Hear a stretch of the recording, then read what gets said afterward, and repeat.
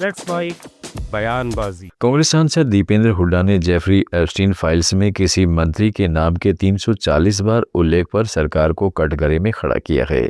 उन्होंने सवाल उठाया कि अगर किसी मंत्री का नाम अलग अलग पार्टियों और डिनर में इतनी बार आता है तो इस पर चर्चा क्यों नहीं हो रही। दीपेंद्र ने तंज कसते हुए पूछा, क्या जेफरी एप्स्टीन कोई अमेरिकी राजदूत था या मंत्री था जिससे हमारे नेता बार बार मिलते रहे।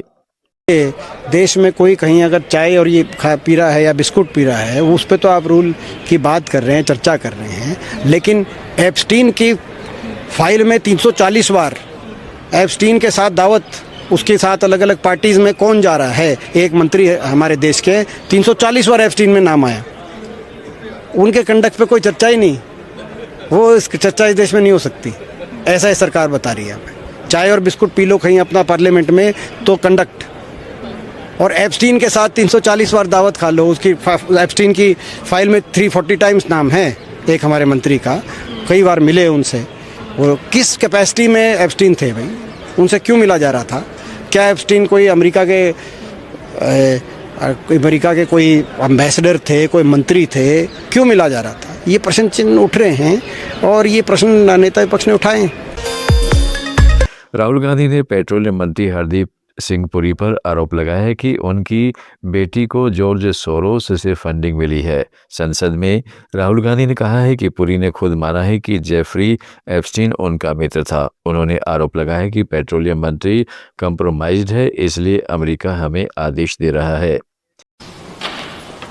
The foundation of every single nation is its energy security.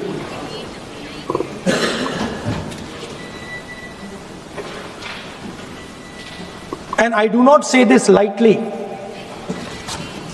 but allowing the United States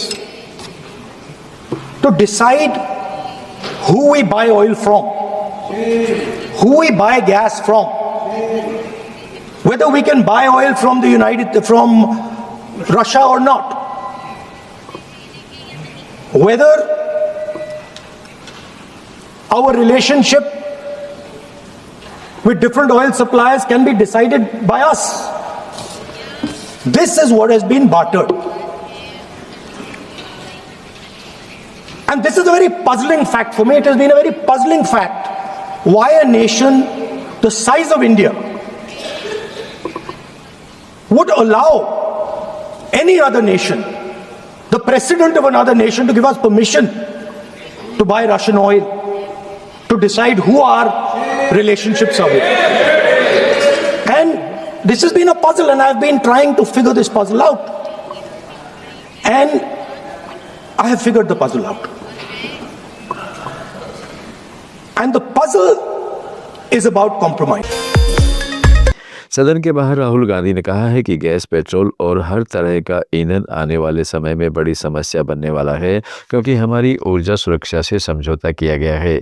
उन्होंने गलत विदेश नीति को इसके लिए जिम्मेदार ठहराया। राहुल ने सरकार को तेल खरीदने और स्टॉक प्रबंधन की तैयारी के लिए सुझाव भी दिए। नॉर्मली प्रोसीजर होता है कि you can ask to talk.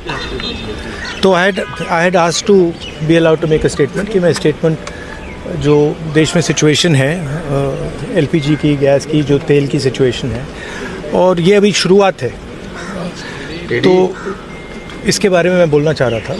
But कोई नया प्रोसीजर चालू हुआ है कि मंत्री पहले डिसाइड करेगा, फिर मैं बोलूँगा, फिर मंत्री रिप्लाई करेगा। तो ठीक है, let's see what happens. But basically main चीज़ क्या है, that gas is going to be a problem, petrol is going to be a problem, all fuel is going to be a problem, because essentially our energy security has been compromised. Flawed foreign policy has created this problem. Now it doesn't matter. अभी क्या करना है, अभी prepare करना है. अभी आपके पास थोड़ा सा टाइम है, तो सरकार को, प्रधानमंत्री को एकदम प्रिपरेशन शुरू कर देनी चाहिए, क्योंकि अगर प्रिपरेशन नहीं की तो फिर करोड़ों लोगों का ज़बरदस्त नुकसान होगा. कोविड की जैसे कोविड से निपट लिया था वैसे ही निपट लेंगे। राहुल जी वो कह रहे हैं कि जैसे कोविड से it's a much bigger issue. It's a much bigger issue than oil is being allowed, oil is not being allowed. This war is fundamentally. Shashi Tharoor ने देश में रसोई गैस की किल्लत पर संसद में चर्चा की मांग की। उन्होंने कहा कि कई शहरों में सिलेंडरों के लिए लंबी लाइनें लग रही हैं, रेस्टोरेंट्स में खाना पकाना मुश्किल हो गया है और रिप्लेसमेंट न मिलने से घर घर चूल्हे ठंडे पड़े हैं। ये ऐसे एलपीजी की शॉर्टेज से भी निपट लेंगे प्राइम मिनिस्टर ने। देखिए, हम देखना चाहते हैं, लेकिन हम देखो पार्लियामेंट में ऐसे विषयों के ऊपर चर्चा होनी चाहिए, सरकार बताना चाहिए, क्योंकि आपको पता है कि कितने लंबे लाइन चल रहे हैं आजकल एलपीजी सिलेंडर के लिए। कुछ रेस्टोरेंट्स ने कहा कि हमें जो कुछ हमें कुक करना पड़ता है उसके लिए हमें गैस नहीं है, इसलिए आपको शायद चाय मिल जाएंगे लेकिन डोसा नहीं। हमें ये किस्म की बातें हो रही हैं हमारे देश में। बहुत घरों में जब सिलेंडर ख़त्म हो जाते हैं तो रिप्लेसमेंट के लिए प्रॉब्लम्स है, और आपको पता है कि दाम भी बढ़ा दिया सरकार। तो ये सब जनता के सामने रखने के लिए ये एक मंच है। संसद क्यों होता है? ये सब बताने के लिए, चर्चा, प्रश्न और विपक्ष के प्रश्न का जवाब देने के लिए हम यही चाहते हैं, बस चर्चा हो जाए और जनता को आश्वास दे दे कि कुछ सोल्यूशन लेके आ रहे हैं सरकार। ये नहीं हो सकता कि वो लोग सिर्फ अपनी मर्जी करके सरकार चलाए जब संसद सेशन में है। संसद को इस्तेमाल करने चाहिए इसी काम के लिए। यही हमारा। After the intervention of Mr. S. Jaishankar, now Iran has allowed Indian ships in the Strait of Hormuz. Do you believe that it is going to be a big relief for our country? I hope so, because we've already had one ship that is not an Indian ship, but a Thai ship bound for Kandla with Indian sailors on board that was hit twice, and there are 3 people who may have lost their lives. It's a very tragic thing. Iranians must show some respect for those who have been friendly and reasonable to them. But at the same time, the problem with this conflict right now is that people are being dragged into it whose war it isn't. That's the problem. Sir, BJP also says that our neighboring country like Sri Lanka and other country, Bangladesh, they are facing 97-98% problem. The restaurants are closed. Yet India is in a great and good situation still. Congress नेता कीर्ति आजाद ने देश में gas संकट पर प्रधानमंत्री नरेंद्र मोदी के पुराने gutter gas फार्मूले को लेकर कटाक्ष किया है। उन्होंने कहा है कि गटर गैस के फार्मूले पर समय रहते गंभीर रिसर्च होते और बजट में पर्याप्त पैसा आवंटित किया जाता तो आज देश में गैस की कमी जैसी स्थिति नहीं बनती। जो 2017 में प्रधानमंत्री जी ने कहा था, यदि उसको यह सरकार मान लेती, रिसर्च एंड डेवलपमेंट कर देती, यदि सप्लीमेंट्री बजट नहीं अगर मेन बजट में भी पैसा दे देती, तो आज गटर गैस से वो सारी कमी पूरी हो सकती थी जिस गटर गैस के बारे में प्रधानमंत्री जी ने बात किया था। सब घर के नीचे गटर है, सब गटर में डालो, कैसे बताया था, पाइप डाला, कैसे बर्तन उल्टा किया, छेद किया और उसमें से निकलता तो पैसा भी बचता। इतना हमें आयात करने की आवश्यकता नहीं पड़ती। दूसरी ओर प्रधानमंत्री नरेंद्र मोदी ने रसोई गैस की किल्लत को लेकर विपक्ष के आरोपों को अफवाह बताया है। उन्होंने कहा है कि कुछ लोग एलपीजी को लेकर जानबूझकर पैनिक क्रिएट करने का प्रयास कर रहे हैं और अपना राजनीतिक एजेंडा चलाना चाहते हैं। उन्होंने चेतावनी दी है कि ऐसा करके वे जनता के समक्ष खुद को एक्सपोज ही नहीं कर रहे बल्कि पूरे देश का बहुत बड़ा नुकसान भी कर रहे हैं। पीएम ने कहा है कि भारत सरकार ऊर्जा सुनिश्चित करने के लिए कोई कसर बाकी नहीं छोड़ रही है। आजकल बहुत चर्चा एलपीजी को लेकर हो रही है। कुछ लोग हैं जो पैनिक क्रिएट करने का प्रयास कर रहे हैं, अपना एजेंडा चलाना चाहते हैं। मैं इस समय उन पर राजनीतिक टिप्पणी नहीं करना चाहता, लेकिन इतना जरूर कहूंगा कि ऐसा करके वो जनता के समक्ष खुद को एक्सपोज हो ही रहे हैं, पूरे देश का भी बड़ा नुकसान कर रहे हैं। साथियों, आज युद्ध से जो ये वैश्विक संकट आया है, उसके प्रभाव से कोई देश अछूता नहीं है। कम अधिक मात्रा में हर कोई इस संकट के शिकार है। भारत भी इस संकट से निपटने के लिए कोई कसर बाकी नहीं छोड़ रही है।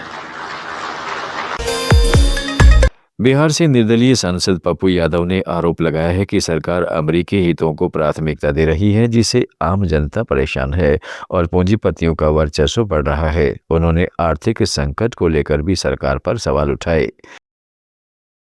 का बयान आया है कि चाहे एलपीजी हो, पेट्रोल हो, डीजल हो, पर्याप्त मात्रा में सर सभी जगह लाठी चल रही है, मार हो रहा है, रोड जाम हो रहे हैं, आंख रहते अंधा हो जाए, कान रहते बहरा हो जाए। बिल्कुल एपस्टीन ने सब कुछ अंधा कर दिया हो तो अलग बात है, हमको नहीं पता। पूरा अमेरिका को हम समर्पित कर दिए, भारत को और उद्योगपतियों के हाथ में और मुनाफाखोरों के हाथ में यदि हम भेज दिए आम आदमी को, तो यही तो है। मुनाफाखोरों की तो सरकार है, उद्योगपतियों की तो सरकार है, पूंजीपतियों की तो सरकार है। जब कोई युद्ध होता है तो सबसे ज्यादा मुनाफा इन्हीं लोगों को तो होता है, नेताओं को होता है। आम जनता सबसे ज्यादा परेशान रहती है। दांडी मार्च की 96वीं वर्षगांठ पर जयपुर में भारत सेवा संस्थान ने शहीद स्मारक से गांधी वाटिका तक शांतिपूर्ण पैदल मार्च निकाला। पूर्व मुख्यमंत्री अशोक गहलोत इस मार्च में शामिल हुए। गहलोत ने मीडिया से बातचीत में कहा है कि देश में अघोषित आपातकाल जैसा माहौल बन गया है।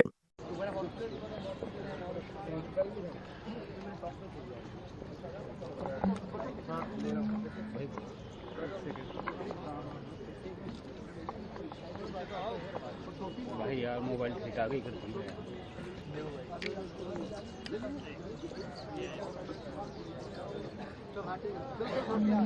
सभी लोग लाइन से होता है और लाइन से चलेंगे सब लोग, और फोटो पासपोर्ट से मिल जाएगी।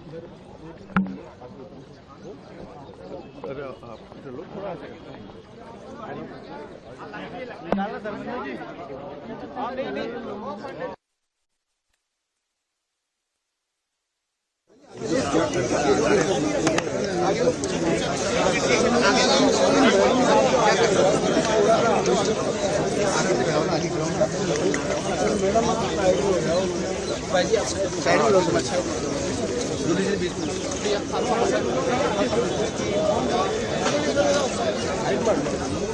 चलो चलो चलो और पीछे चलो यार।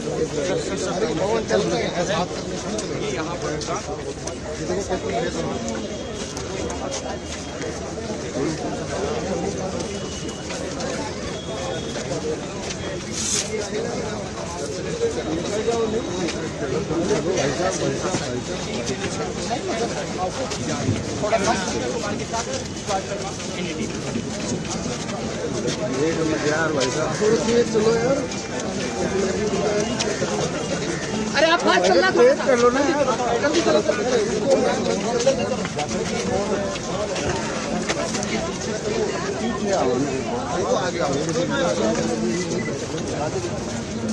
अरे मेंढर मेंढर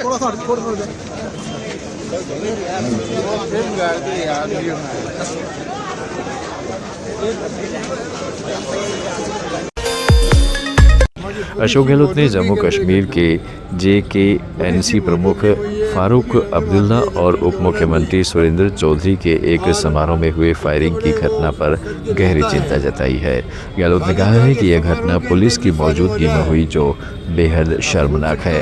पुलिस की मौजूदगी के अंदर घटना हुई है, पुलिस की मौजूदगी में ये पुलिस अंदर में आती है लेफ्टिनेंट गवर्नर की, और इतने बड़े वो कद के नेता हैं, शादी ब्याह के समारोह के अंदर भी फायरिंग हो रहा है।